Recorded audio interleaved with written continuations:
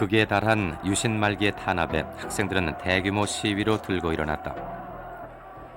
10월 16일 부산에서 시작된 부산대생 5천여 명의 가두 시위는 동아대생과 시민들까지 합세해 이튿날까지 계속됐고 부산대에 휴교령이 내려졌다.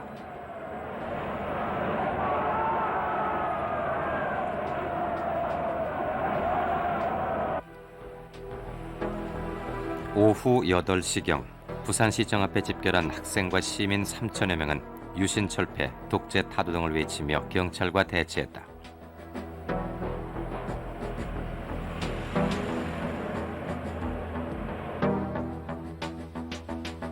새벽 1시까지 계속된 이날의 시위로 경찰 차량 20여 대와 남포, 충무 파출소 등이 파손됐고 시위는 마산 지역으로까지 확산된다.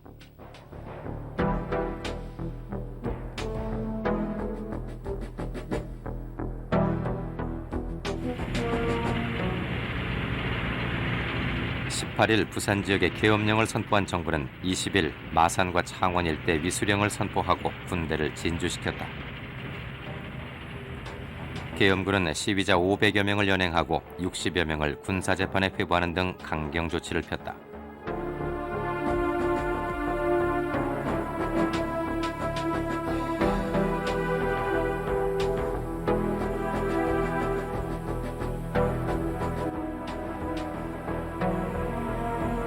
그러나 이러한 조치에도 아랑곳하지 않고 폭발하는 유신철폐 요구는 그치지 않았다. 부마 사태의 이러한 분위기는 금방이라도 서울로까지 확산될 기미였다.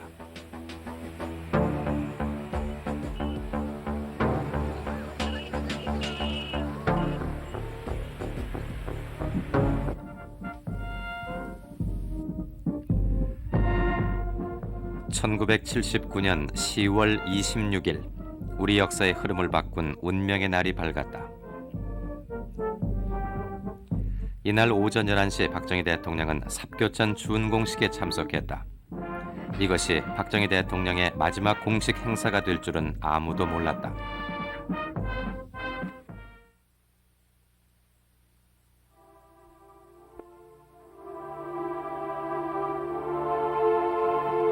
이날 저녁 궁정동에서의 만찬 도중 박 대통령은 김재규로부터 저격을 받고 사망한다. 18년 동안 바뀔 줄 모르고 나라를 지배해온 대통령의 사망 소식에 국민들은 충격에 휩싸였고 나라의 앞날에 대한 걱정으로 가득 찼다.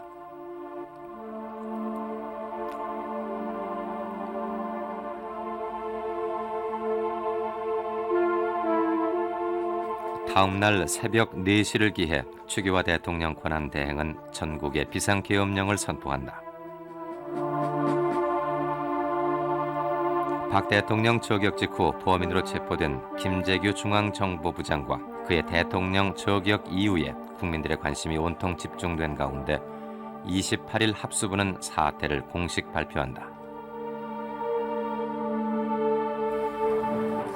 김재규가 은연중 계획하에 자행된 범행이었음이 수사 결과 드러났다.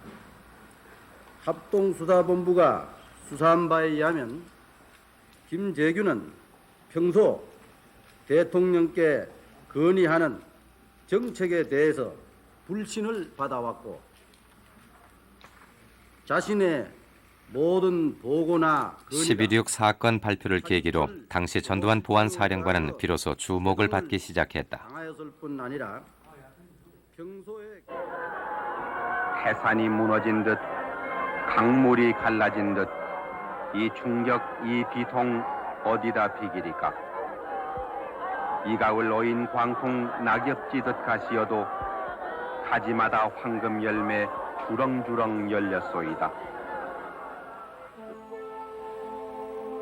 18년 5개월 동안 강력한 리더십으로 이 나라를 통치해온 박 대통령은 많은 숙제를 남겨둔 채 역사 속으로 사라져갔다. 경제 발전을 이룩한 박 대통령의 업적은 평가받았지만 국민들의 마음을 잊지 못한 지배자의 군림을 역사는 더 이상 허락지 않았다. 박 대통령은 유경수 여사 옆에 나란히 묻혔다. 그리고 유신 시대는 대통령 4배가 모두 저격으로 사망한 불행한 과거로 우리들 기억 속에 남아있다.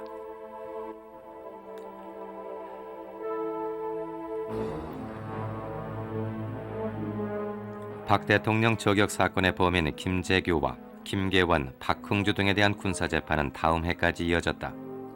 김재규를 비롯한 4명 모두에게 사형이 선고된다. 그리고 80년 5월 김계원을 제외한 모두에게 사형이 집행됐다.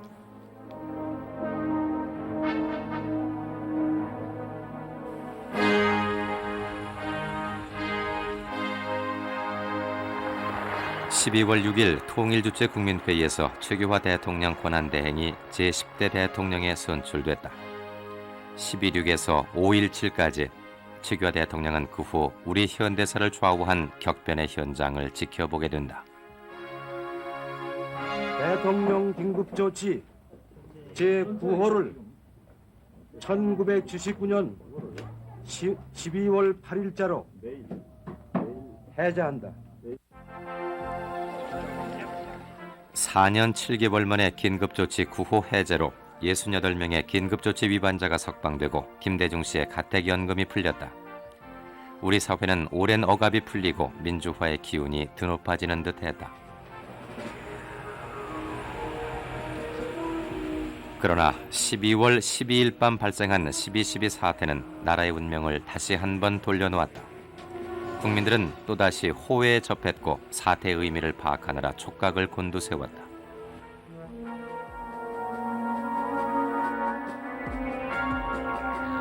(12.11은) 당시 군의 최고 권력자였던 정승화 계엄사령관에 대한 전두환 보안사령관의 쿠데타였다.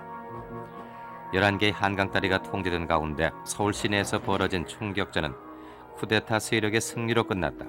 그 결과 정승화 계엄사령관은 해임되고 그 자리에 이희성 중장이 임명됐다.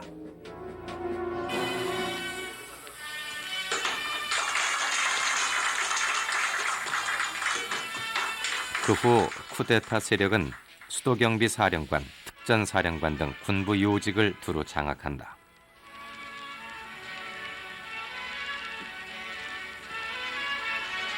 이때부터 5.17까지 우리나라는 주한미 대사 글라이스틴의 표현대로 최규화를 수반으로 하는 형식적인 정부와 전두환을 중심으로 하는 실질적인 권력이 공존하는 이중 권력 상태에 놓이게 된다.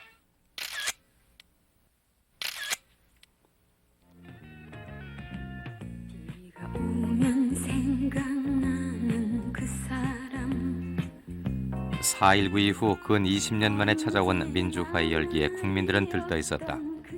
심수봉의 그때 그 사람으로 70년대의 마지막을 보내며 국민들은 다가올 80년 서울의 봄을 기대의 눈으로 바라보았다. 떠난 사람 못 잊어서 울던 그 사람 그 어느 날 잠에서 내게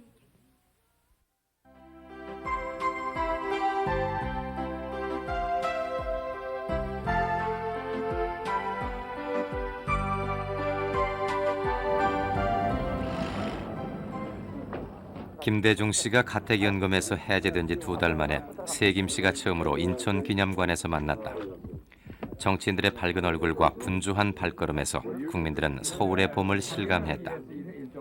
인천기념관의 3김 회동 며칠 후 김대중 씨가 복권됨으로써 본격적인 정치권의 봄이 불붙기 시작했다.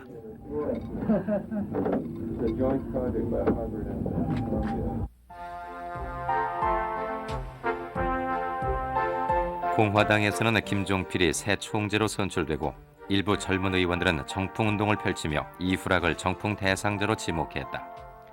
공화당의 내부는 이후락이 김종필을 정면 공격하면서 표면화되기 시작한다. 나는 합당하지 않겠습니다. 또 내가 만약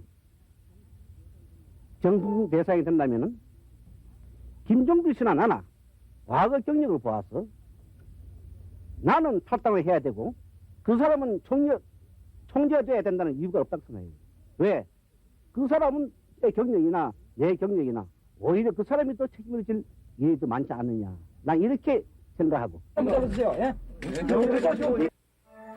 야권 역시 대통령 후보 조정 문제를 놓고 갈등을 드러내고 있었다. 김영삼 신민당 총재의 선입당 후 경선 요구에 김대중은 재야와 의논하겠다고 밝혀 갈등의 골은 깊어지고, 그러한 갈등은 급기야 경북지구당 결성대회에서의 폭력 사태로 나타난다. 양진영은 4월 7일 결국 결별을 선언한다. 한편 최규화 대통령의 이원 집정부제 간접 시인 발언은 끝없는 파문을 몰고 왔다. 이원 집정부제라는 생경한 단어와 권력을 향한 여야 인사들의 암중 모색 속에 서울의 봄은 안개 전국에 휩싸였다.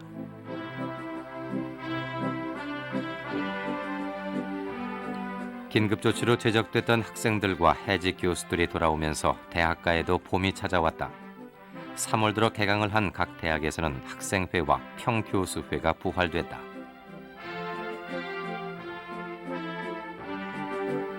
학생운동권은 병영 집제훈련 폐지를 새로운 쟁점으로 내걸면서 운동의 방향을 학내 문제에서 정치 민주화로 바꾸기 시작했다. 정치에 절대 개입하지 않겠다는 신군부의 입장에 변화가 생기면서 서울의 봄은 이상기후를 맞기 시작한다. 4월 14일 전두환 보안사령관이 중앙정보부장에 취임했다. 이것이 신군부가 정치 전면에 등장하는 첫 신호로 당시 외신들은 보도했다. 그러나 언론이 통제된 당시 국내에서는 그 의미를 알아채지 못했다.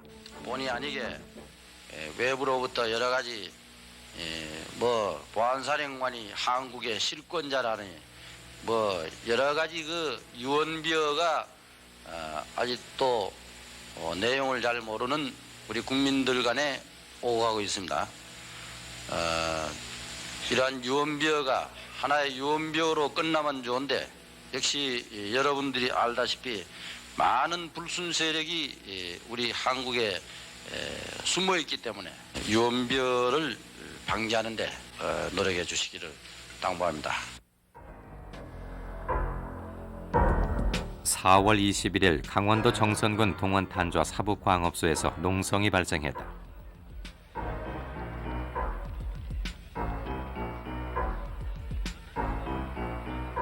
광부들과 경찰의 충돌 과정에서 광부 한 명이 경찰차에 깔려 중상을 입는 사건이 발생하자 극도로 흥분한 광산 노동자들은 사북지서를 점거하고 노조위원장을 어용이라 해서 그 부인에게 폭력을 가했다.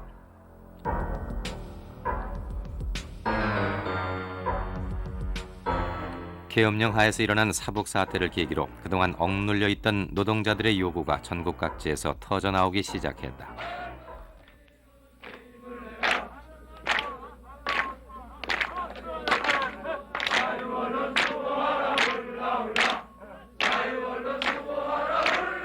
그동안 교내에만 머물던 학생들의 시위가 5월 13일을 기점으로 가도로 진출했다.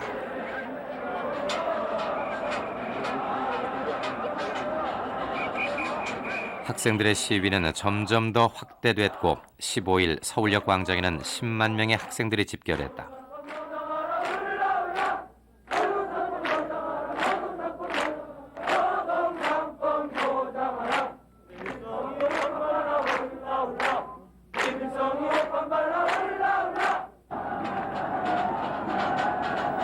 이미 충분한 의사 표명이 됐고 더 이상의 가두 시위는 군이 나서는 빌미를 줄 수 있다고 의견을 모은 학생들은 이른바 서울역 회군을 결정하고 집회를 해산했다.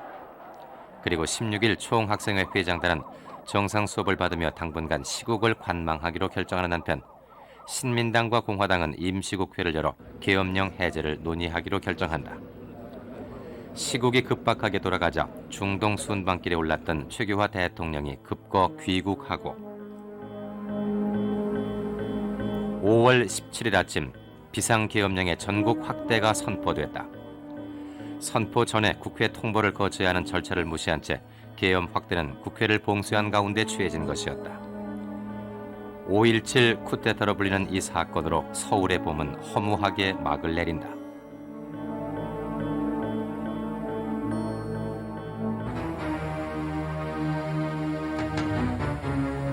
6개월을 조금 넘긴 서울의 봄, 그 끝은 처참했다. 계엄령이 전국으로 확대된 18일 오전 전남대 학생들은 학교 정문 앞에서 시위를 벌였고 공수부대는 학생들을 폭력으로 진압했다.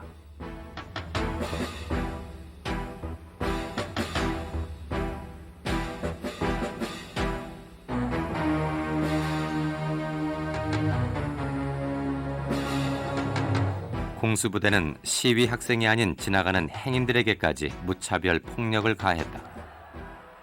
공수부대의 무차별 폭력으로 학생들이 중심이었던 시위는 19일부터 변화를 보이기 시작한다. 고등학생에서부터 일반 시민들까지 거리로 뛰쳐나와 격렬한 시위를 벌였다.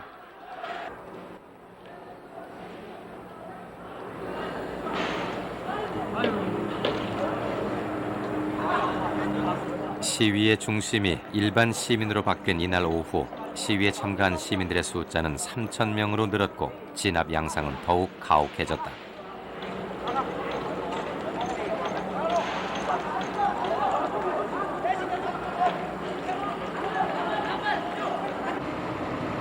공수부대는 학생, 시민, 남녀노소를 가리지 않고 폭력을 휘둘렀다.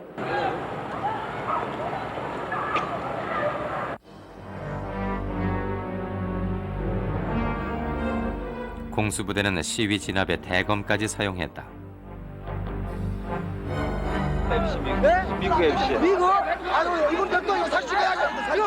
과잉 진압은 오히려 시위를 확대시켰다. 폭력의 분노를 느낀 시민들은 하나씩 둘씩 시위 대열에 합류하기 시작한다.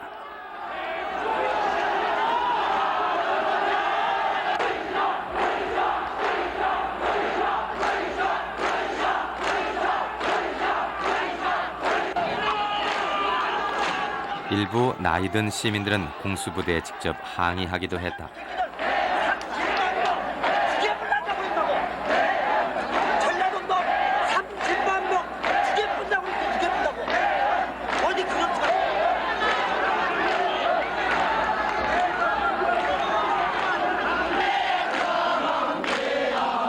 과잉 진압은 광주 시민들에게 위기의식을 불러일으켰다.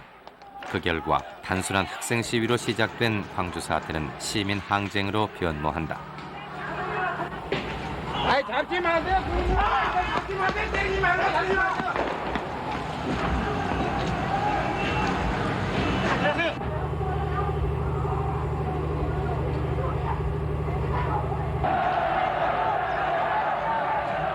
시내를 돌아다니며 참혹한 광경을 가장 많이 보고 들은 택시 기사들은 20일 저녁 200여 대의 차량을 앞세우고 도청 앞에 집결했다.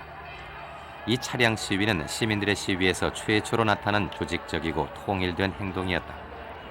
기사들은 연행되고 차들은 부서졌지만 이를 계기로 시위는 계엄군과 정면 대결 양상으로 전개된다.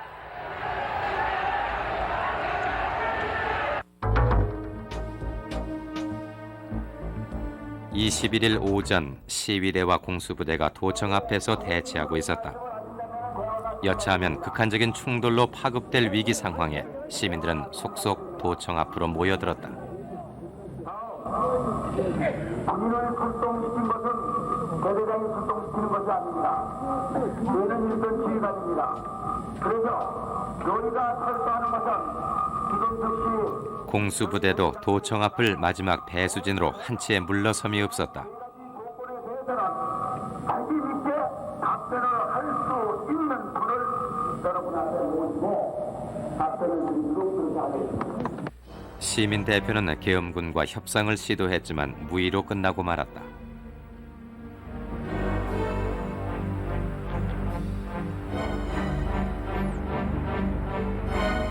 그리고 오후 1시 이곳에서 발포가 시작된다.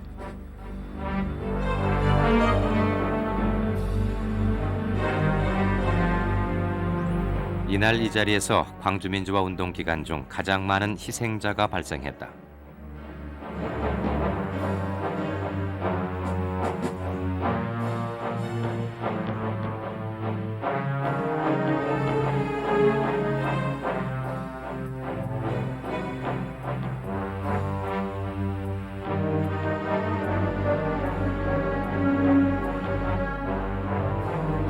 (80년) 당시 광주의 120여 개 개인 병원과 3개의 종합병원에는 감당할 수 없을 정도로 사상자들이 밀려들었다.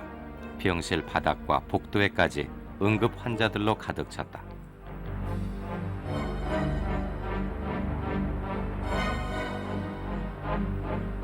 이날부터 시민들이 무장을 하기 시작했다.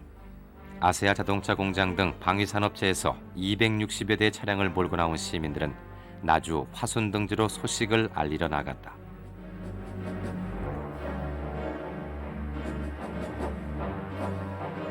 총과 실탄, 폭약 등 각지에서 탈취된 무기들은 시민들에게 분배됐고 시민들은 공수부대에 대항하기 위해 총을 들었다.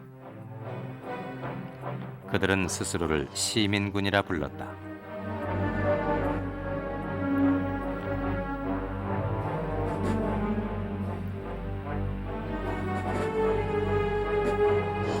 광주 민주화운동 당시 발생한 희생자 수는 아직까지 정확하게 밝혀진 바 없다. 당시 계엄사는 민간인 희생자가 사망 144명, 부상 162명이라고 발표했다.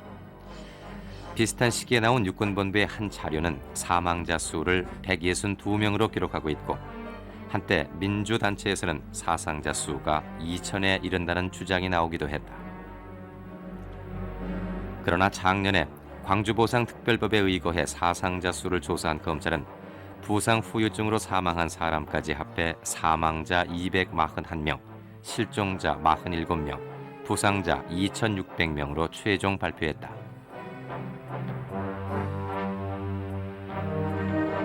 광주가 언론에 최초로 보도된 것은 5월 21일 저녁이었다. 당시 신문은 계엄사령부의 발표만을 그대로 적고 있었다. 특히 언론은 전라도와 경상도 간의 지역 감정을 사태의 주요한 원인으로 부각시켰다.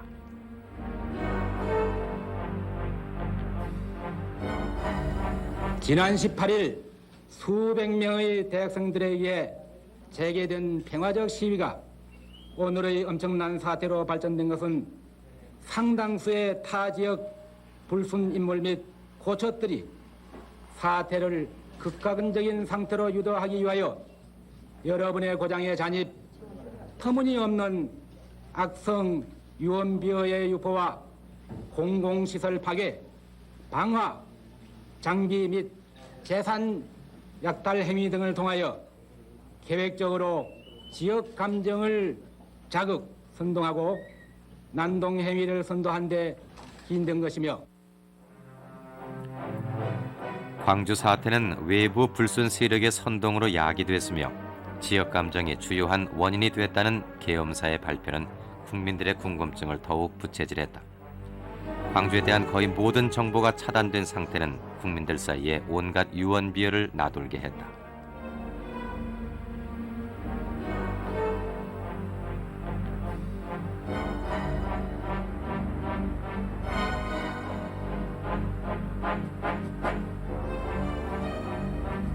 계엄군이 물러가자 광주 시민들은 스스로 무기를 반납하기 시작했다. 그러나 지속적인 투쟁을 주장하는 시민들도 많았다.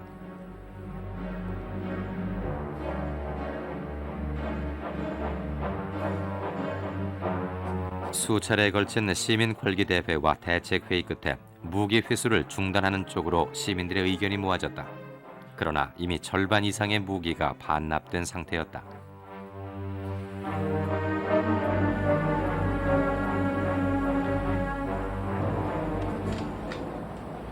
(27일) 새벽 탱크를 앞세우고 시내로 진입한 계엄군은 마지막 진압 작전을 개시했다.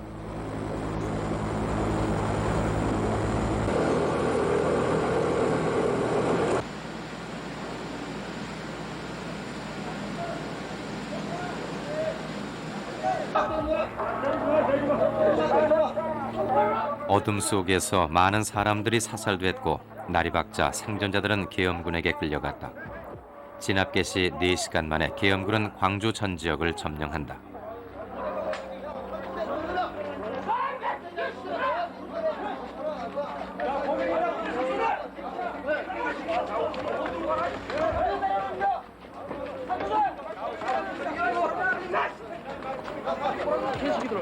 열흘 동안의 광주 민주화운동은 이렇게 막을 내렸다.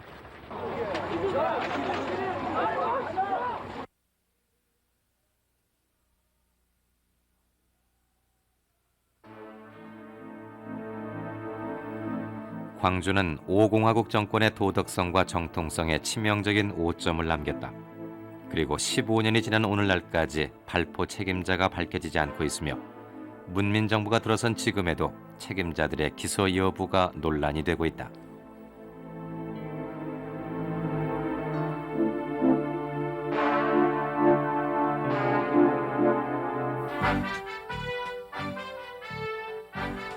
(5월 31일) 정부 업무를 총괄하는 국가보위 비상대책위원회가 출범했다. 국보위의 실질적인 권한을 행사하는 상임위원 30명 중 18명이 현역 장성이었고 전두환이 상임위원장을 맡았다. 국보위는 5.16 당시의 국가재건 최고회의와 비슷한 성격의 기구였다.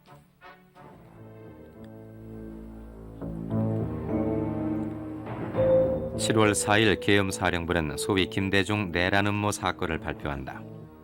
80년 5월 서울의 학생 시위와 광주 사태는 김대중의 배후 조정으로 일어났다는 것이었다. 그러나 김대중 씨는 이미 5월 17일 연행된 상태였고 추정자로 발표된 37명 역시 대부분 연행돼 장기간 수사를 받아온 상태였다. 이 사건으로 김대중 씨는 군사재판에서 사형을 선고받는다.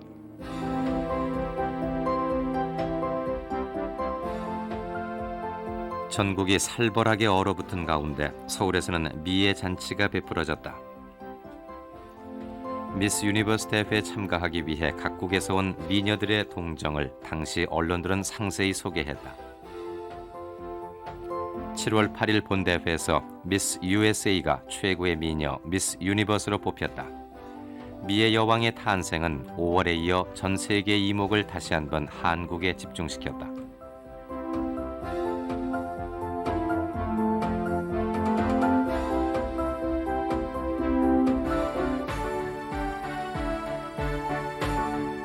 국보위가 사회학 일소를 전면에 내세운 가운데 국영기업체와 직장 학교의 사회정화위원회가 속속 결성된다.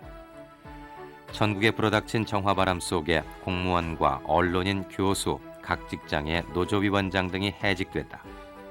이들의 공식적인 해직 사유는 복무 태만과 부정 비리였지만 해직된 사람들 중에는 민주적인 인사들이 상당수 끼어 있었다. 당시 사회정화운동은 말 한마디 잘못하면 숙정 대상에 오르게 되는 살벌한 분위기를 조성했다. 사회정화의 여파는 연예인들에게도 미쳤다. 탤런트들도 결의대회를 열어 사회정화를 부르짖었고 불건전한 사생활, 혐오감 등을 이유로 각 방송사는 심수봉, 남진, 태진아 등 가수 7명의 방송 출연을 금지시켰다.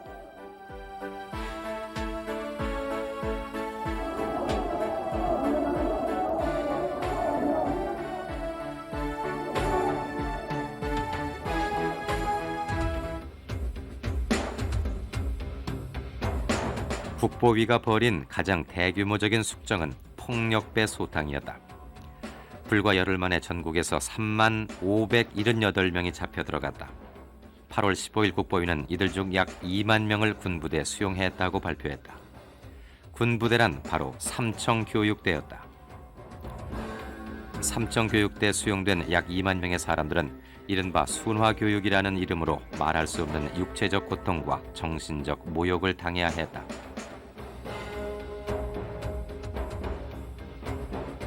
전 사회에 공포 분위기를 조성하며 이루어진 삼청 교육을 마지막으로 국보위의 대숙정 작업은 일단락됐다.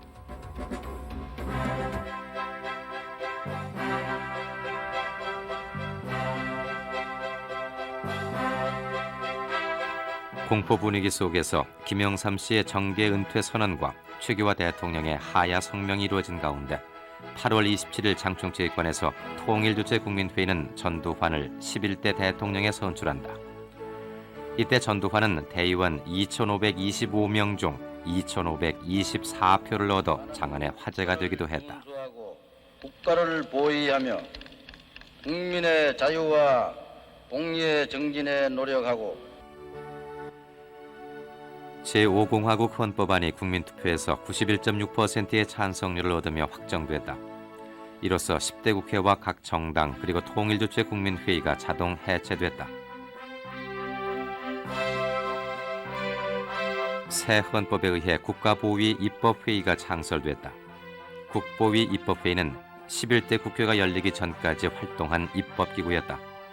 전두환 대통령이 임명한 81명의 위원들로 구성된 국보위 입법회의는 정치활동규제법, 언론기본법 등 후일 악법으로 불리는 많은 법률을 만들어낸다.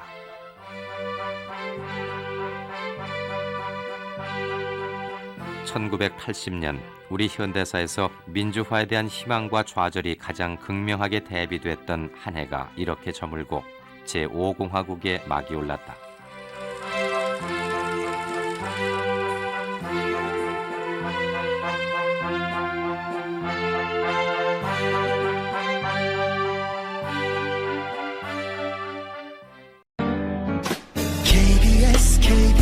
KBS 한국방송